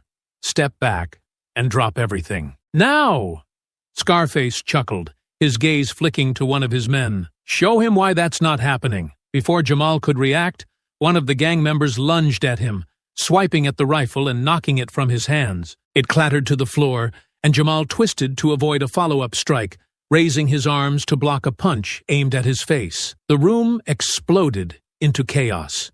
2 more men charged at him, their movements clumsy but relentless. Jamal deflected one attack and countered with a sharp elbow to the ribs, sending the man stumbling back. But before he could follow through, another grabbed him from behind, locking him in a tight hold. Jamal struggled, his breath coming in short bursts as he tried to free himself. He slammed his head backward, the impact breaking the grip and forcing his attacker to stagger. Not so tough now, are you? Scarface taunted, leaning against the desk as his men circled Jamal. Jamal gritted his teeth, his muscles burning from the strain. He sidestepped a wild swing and retaliated with a quick punch to the side of the attacker's head. But the effort left him open. Another man struck him in the side, and he stumbled, barely catching himself. The blows kept coming, their numbers overwhelming him. For every man he put down, 2 more seemed to take his place. His vision blurred slightly, exhaustion creeping in as his body screamed for rest. Scarface's laughter cut through the chaos. You really thought you could take all of us? You're outnumbered, Marine. Outmatched. Jamal clenched his fists, refusing to back down. He blocked another punch, countering with a quick jab, but his movements were slower now, each strike costing him more energy. One of the men landed a solid hit to Jamal's stomach, and he doubled over briefly, gasping for air. Before he could recover, another swung a crowbar, grazing his shoulder and forcing him to retreat toward the wall. Scarface stepped forward, his confidence growing as he saw Jamal falter. This is where it ends, hero. Any last words? Jamal's vision narrowed. His breaths labored. He refused to give Scarface the satisfaction of a reply. But just as the gang closed in, the door burst open. Not so fast! Zane's voice rang out, sharp and commanding. Zane and Travis stormed in, their weapons raised. Zane's rifle swept the room, forcing the gang to hesitate, while Travis's voice cut through the tension. Step away from him, or you'll regret it. Travis growled, his tone leaving no room for argument. Jamal looked up, relief flickering across his face as his team joined him. Zane moved to his side, helping him stand, while Travis positioned himself between Jamal and the gang. Scarface sneered, but his eyes betrayed a flicker of doubt. You brought backup. Cute, but it's still 3 against all of us. Jamal straightened, his breathing still heavy but his resolve unshaken. 3 is enough. Scarface's smirk faltered as the sound of more footsteps echoed in the hallway. Reinforcements were arriving, their shadows spilling into the room. Zane glanced toward the door, then back at Jamal. This is about to get messy. Travis smirked, his weapon steady. Let them come. We've been through worse. Jamal stepped forward, his voice calm but fierce. You're not walking out of here, Scarface. Not this time. The gang hesitated, their confidence shaken by the sudden shift in numbers. Scarface snarled, his bravado slipping. You're outnumbered. You can't take us all. Jamal exchanged a glance with Zane and Travis, their unspoken bond clear. Together they turned, standing back to back as more men poured into the room. The 3 of them formed a tight circle, their weapons raised and ready. Last chance, Jamal said, his voice cutting through the noise. Stand down, or we'll make you. Scarface glared at him, his fists clenching. You don't scare me. Jamal's expression hardened. Then you're about to learn why you should be. The room was silent for a heartbeat, tension crackling in the air. And then, the fight began again. The room erupted into chaos. Scarface barked orders, and the gang surged forward like a wave, their confidence bolstered by their sheer numbers. Jamal, Zane, and Travis stood their ground, back to back in a tight formation, their weapons raised. Jamal fired a warning shot into the ceiling. Back off! For a moment, the gang hesitated, their movements faltering. But then one of them lunged, swinging a bat toward Travis. The attack was fast, forcing Travis to sidestep, his weapon knocked from his hands as the bat made contact. "Travis!" Jamal called, turning to cover him. The distraction was costly. Another attacker charged at Jamal, slamming into him and sending his rifle skidding across the floor. Zane fired a few precise shots, keeping the gang at bay, but he was quickly overwhelmed as two men rushed him, knocking the rifle from his grip. Within seconds, all three Marines were disarmed, surrounded by the gang. Jamal's fists clenched as he scanned the room. The gang outnumbered them 10-1, their makeshift weapons ranging from bats to pipes. Scarface stood at the back, watching with a triumphant smirk. "Look at you now," Scarface sneered. "Big bad Marines, stripped of your toys." Jamal rolled his shoulders, his voice steady despite the odds. "Toys don't win fights. Skill does." With that, the first attacker lunged. Jamal met him head-on, sidestepping the swing of a pipe and delivering a powerful uppercut that sent the man sprawling. Beside him, Zane ducked under a bat and countered with a brutal elbow to the ribs, while Travis disarmed another attacker with a quick, precise kick. The fight was chaotic, a whirlwind of fists, feet, and improvised weapons. Jamal moved with calculated precision, his military training shining through. He grabbed a man by the arm, twisting it sharply to disarm him before delivering a devastating punch to the gut. "Keep moving!" Jamal shouted to his team, dodging another swing. Zane and Travis fell into a rhythm, their movements synchronized as they fought side by side. Zane caught an attacker's wrist mid-swing, holding him in place, while Travis delivered a punishing knee to the stomach. "Two more coming from the left," Zane called out, pivoting to block a kick. "Got it!" Travis replied, charging forward to intercept. Jamal blocked a punch aimed at his face, retaliating with a swift kick to his opponent's knee. He spun just in time to deflect another blow, his elbow slamming into the man's jaw. Despite their training, the gang's sheer numbers began to take a toll. Jamal felt the sting of a pipe grazing his shoulder, the impact numbing his arm. Zane stumbled briefly, a punch landing squarely on his ribs, but he recovered quickly, sweeping his attacker's legs out from under him. "Stay close!" Jamal barked, tightening their formation. The gang pressed harder, their desperation growing. One man grabbed Travis from behind, locking him in a chokehold. Jamal lunged forward, prying the man off and throwing him into another attacker. "Thanks," Travis muttered, his breathing heavy. "Don't mention it," Jamal said, his focus already shifting to the next threat. Scarface's voice cut through the chaos. "Don't let up! Take them down!" Jamal's eyes locked on Scarface, the gang leader's confidence still evident despite the fight turning against him. Jamal ducked under a swing, his fists connecting with another attacker's ribs before turning to Zane and Travis. "We finish this now," Jamal said, his voice low but commanding. Together, the three surged forward, their movements sharp and coordinated. Zane grabbed a chair, using it to block an incoming attack, while Travis used a discarded bat to disarm another thug. Jamal targeted the larger men, his strikes precise and punishing as he cleared a path toward Scarface. The remaining gang members faltered, their morale crumbling as they saw their comrades taken down one by one. "Hold your ground," Scarface shouted, but his voice lacked its earlier conviction. Jamal reached him first, his eyes blazing. Scarface swung a fist, but Jamal dodged easily, grabbing him by the collar and driving him into the wall. "This ends now," Jamal growled, his grip tightening. Scarface struggled, his confidence replaced with panic. "You don't understand.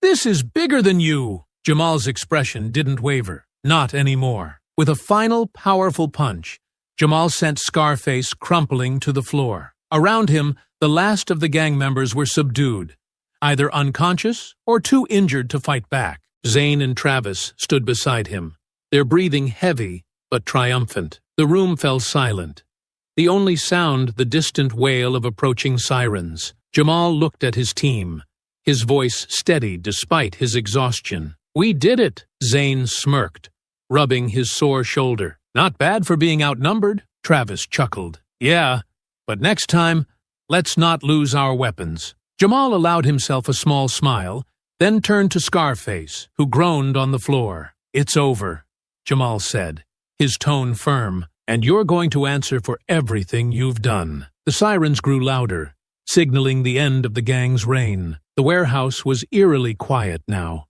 The groans of defeated gang members, the only sounds cutting through the still air. Jamal, Zane, and Travis stood amidst the wreckage, their bodies battered, but their resolve intact. The sirens are getting closer, Zane said, glancing toward the open door. We've got minutes before the cops show up.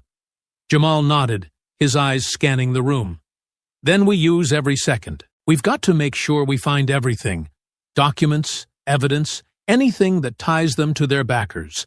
Let's move. The team split up, navigating the maze of crates and scattered debris. Jamal moved methodically, prying open containers and rifling through their contents. Most were filled with weapons, ammo, and tactical gear, confirming the gang's organized nature. Got more shipment logs, Travis called out, holding up a stack of papers.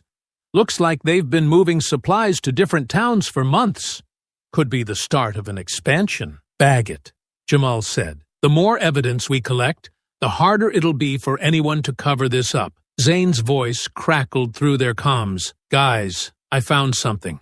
Back room, north side. Jamal and Travis exchanged a glance before heading toward Zane's position. They found him standing outside a heavy steel door, his expression tense. It's locked, Zane said, stepping aside to let Jamal inspect it. Jamal tried the handle, then gave a short nod. Travis, you're up. Travis pulled out a crowbar from his pack, jamming it into the seam of the door. With a grunt of effort, he forced it open, the steel creaking loudly as it gave way. The room inside was starkly different from the rest of the warehouse. Unlike the dusty industrial chaos outside, this space was clean, almost clinical. A long table dominated the center, surrounded by well-dressed men and women. They looked up in alarm as the door swung open. Well, what do we have here?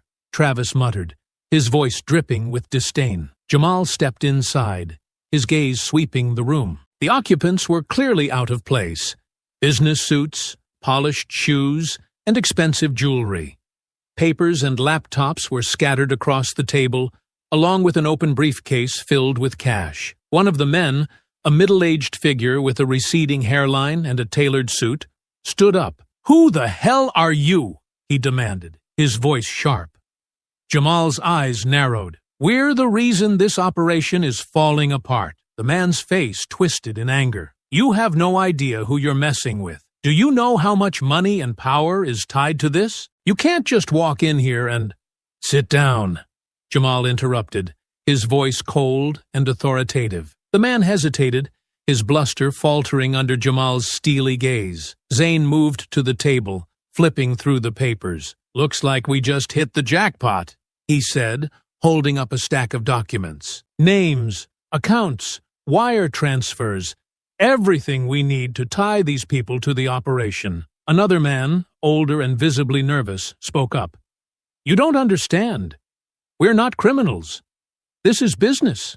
Security for the future. We're protecting communities. Jamal slammed his hand on the table, silencing him. Protecting communities? By funding a gang that terrorizes families and drives people out of their homes? Save your excuses for court. Travis smirked, picking up the briefcase of cash. So, this is how you protect communities, huh? Looks more like blood money to me. Jamal turned to Zane. Get everything. Photos, documents, anything we can carry. This is the evidence we need to take down the whole network. Zane nodded, pulling out his phone to snap pictures while Travis rifled through the drawers. You won't get away with this, the man in the suit hissed. We have connections, powerful connections. The moment the police arrive, this will all disappear. Jamal leaned in, his voice low and cutting. Not this time. We've got your names, your money, and your plans.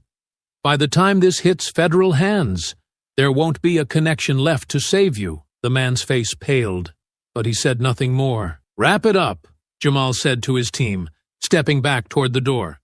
The cops will be here any second. Travis grabbed the last of the files, stuffing them into a bag. Zane secured the laptops, his movements quick and precise. As they exited the room, Jamal looked back at the gathered VIPs. Your reign ends tonight. The rest is up to the law. The sirens were deafening now, flashing red and blue lights visible through the windows. Let's move, Jamal said, leading his team out of the warehouse and into the shadows. The evidence they carried would dismantle the operation from top to bottom, ensuring that everyone, gang members and funders alike, faced the justice they deserved. The blare of sirens filled the air, their wailing echoing off the warehouse walls. Red and blue lights flashed through the windows, painting the scattered gang members in stark, flickering colors. Jamal, Zane, and Travis watched from a vantage point just beyond the property, their breaths steady as they observed the unfolding chaos. The first squad cars skidded to a stop at the warehouse entrance, officers spilling out with weapons drawn. The remaining gang members, too battered and disoriented to resist, raised their hands in surrender. "Get down on the ground! Now!" an officer barked, his voice cutting through the noise. One by one, the gang members obeyed, dropping to their knees as more officers poured in. The sight of the defeated gang being cuffed and hauled away brought a grim satisfaction to Jamal. "They're finally cleaning up," Zane muttered, his voice low. "Yeah," Travis replied. "Let's hope they don't sweep this under the rug." Jamal's jaw tightened. "It's too big for that now. We made sure of it." Inside the warehouse, the VIPs sat huddled in the back room, their faces pale as officers entered. One of the lead officers, a tall, no-nonsense man with sharp features, stepped forward, his expression hard. "Everyone in this room is under arrest," the officer declared. "You have the right to remain silent." The man in the suit, who had earlier tried to intimidate Jamal, stood up, his hands raised. "You don't understand who we are. We're not criminals. We're investors. We were forced into this." The officer's expression didn't change. Save it for the judge. "Cuff them!" As the officers began securing the VIPs, another officer entered, carrying the briefcase of cash and the stacks of incriminating documents. "Sir, we've got evidence tying these people to weapons shipments, money laundering, and organized crime. It's all here." The lead officer's eyes flicked over the evidence, his jaw tightening. "Good work. Make sure this gets to the task force. We're escalating this to federal jurisdiction." Outside, Jamal watched as Scarface was dragged out of the warehouse in cuffs, his face twisted in fury. His earlier bravado had been replaced by desperation as he shouted at the officers. "You think this ends with me?" Scarface yelled, struggling against his restraints.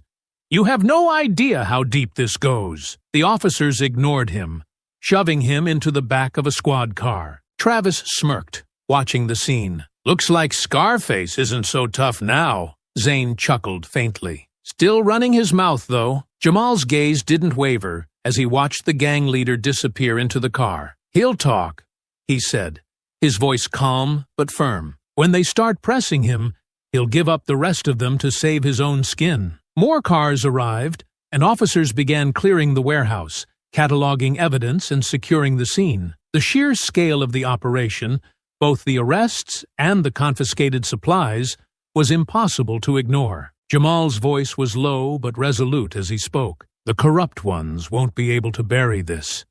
There are too many eyes on it now. News will spread, and the feds will take over." Travis nodded, his expression serious. "We did what we came to do. Now it's up to them to finish it." From their vantage point, the three men watched as the operation was dismantled piece by piece. Crates of weapons and stacks of cash were loaded into evidence trucks, and officers worked tirelessly to process the dozens of arrests. "This is what justice looks like," Zane said quietly, his tone reflective. Jamal glanced at him, his jaw set. "It's a start. But there's still more work to be done. This was one hub. We've got intel on their operations in Denver, and the feds will need to act fast to shut the rest of it down." "And they will," Travis said confidently.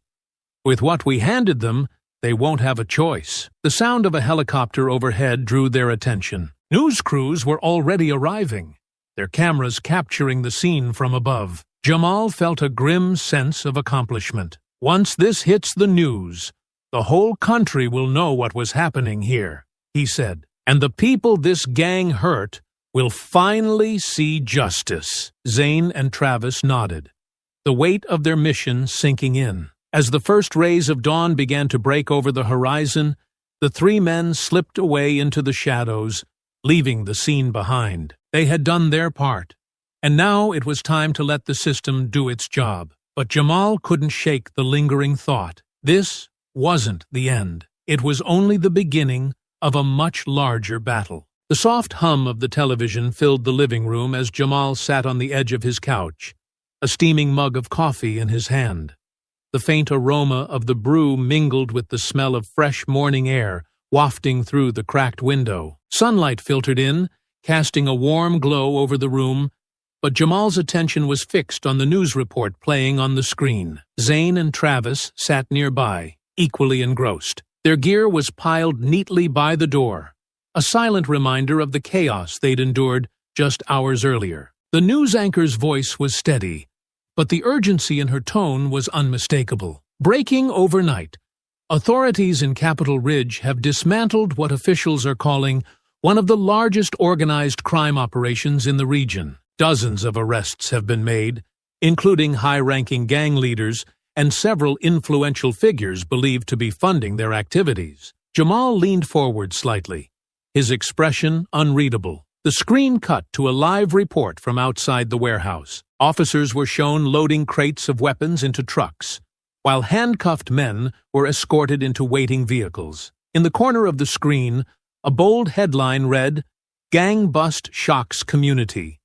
Leaders and Funders Exposed." The reporter's voiceover continued. Sources indicate that critical evidence was recovered during the raid, including financial records, shipment logs, and communications linking the gang to prominent individuals across state lines. Federal agencies are now involved, and further arrests are expected in the coming days. Zane let out a low whistle, leaning back in his chair.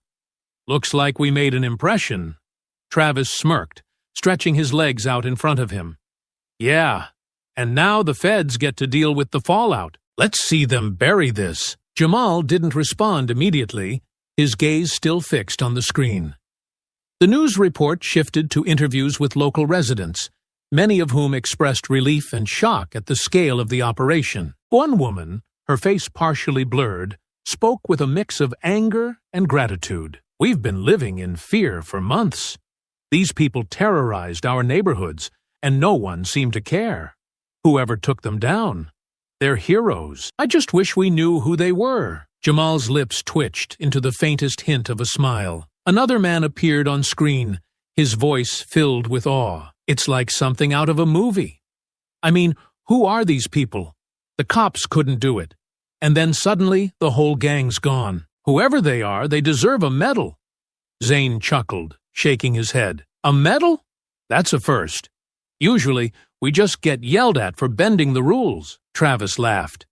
"Maybe we'll get lucky this time." Jamal finally spoke, his tone calm but firm. "It's not about medals or recognition. It's about making sure people can sleep at night without worrying if their homes will be next." Zane and Travis nodded, their humor giving way to quiet agreement. The news anchor returned, her expression serious. Authorities are crediting the success of the raid to an anonymous tip that led them directly to the gang's operations. However, questions remain about the mysterious individuals who reportedly disabled the gang's communications and collected key evidence prior to the police's arrival. Officials have declined to comment on these reports, fueling speculation about who might have been involved. Travis raised an eyebrow. "Anonymous tip, huh?" Jamal took a sip of his coffee, a small smile playing on his lips. "Better than having our names plastered everywhere." Zane leaned forward, his elbows resting on his knees.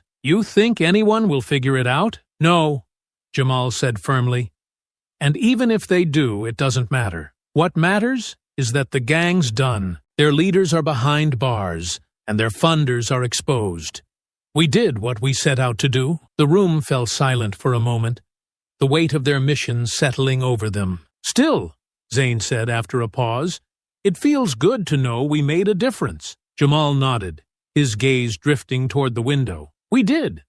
And now it's up to the system to follow through. Travis stretched, standing up and grabbing his gear. Well, I don't know about you two, but I could use some real sleep. No offense, Jamal, but your couch isn't exactly marine grade. Zane laughed, standing as well. He's got a point. We've earned a break. Jamal smiled faintly, standing to see them off. Take care of yourselves. And if you ever need backup, we know who to call. Zane finished, grinning. As they left, Jamal returned to the couch, the news still playing in the background. The anchor's voice faded into the background as he allowed himself a moment of quiet reflection. The mission was over, but its impact would ripple far beyond the walls of that warehouse.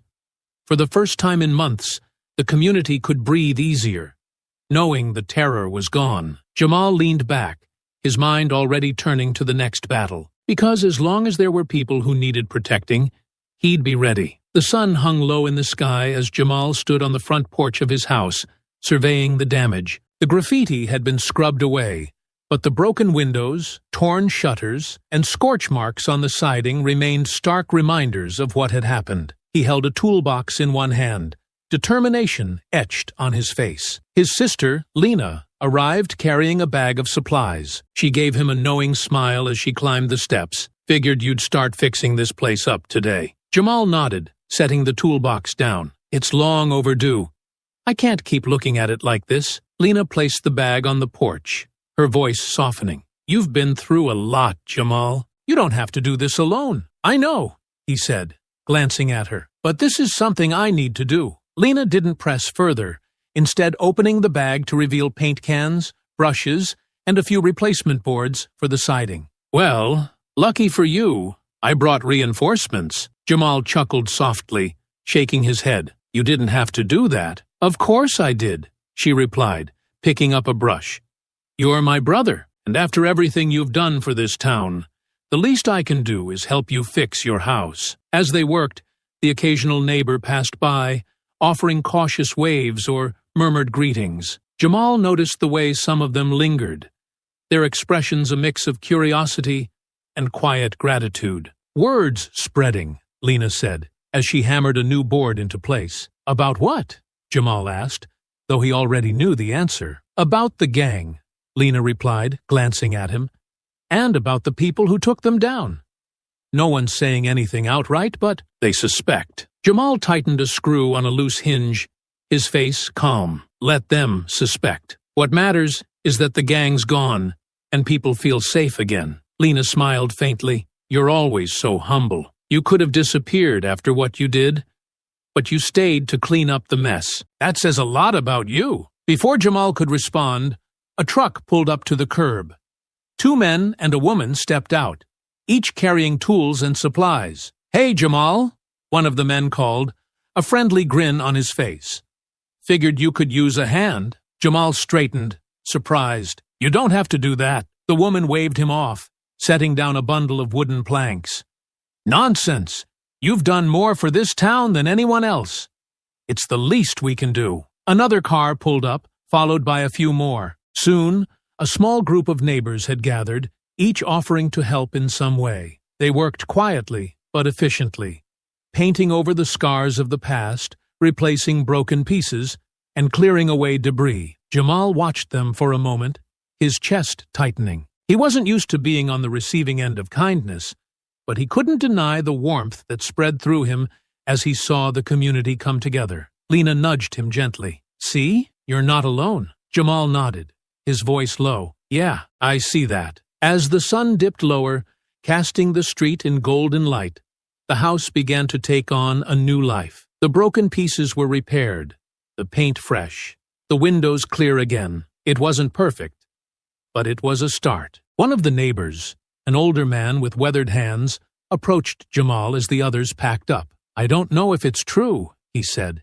his voice gruff but kind. But if you were part of what happened last night, thank you. Jamal held the man's gaze, the weight of his words settling over him. It's not about me, he said quietly. It's about making sure this town can move forward. The man nodded, his eyes shining with quiet understanding. Well, either way, we're grateful. As the neighbors departed, The street grew quiet again. Jamal stood on the porch, looking out at his repaired home and the peaceful neighborhood beyond. "You did good," Lena said softly, standing beside him. "We did good," Jamal corrected, a small smile tugging at the corners of his mouth. Lena placed a hand on his shoulder. "The town feels different now, like we can finally breathe again." Jamal exhaled, the tension in his chest easing slightly. "It's not over," he said. "There's still work to do, other places, other people who need help. And you'll do it," Lena said confidently, "because that's who you are." Jamal didn't respond immediately, his gaze lingering on the horizon. The weight of what he'd accomplished, and what still lay ahead, felt lighter with the support of his sister and the community behind him. "Yeah," he said finally, "I will." The two of them stood there as the last light of the day faded, the house behind them a symbol of resilience and hope. I hope you enjoyed that story. Please share it with your friends and subscribe so that you do not miss out on the next one. In the meantime, I have handpicked 2 stories for you that I think you will enjoy. Have a great day.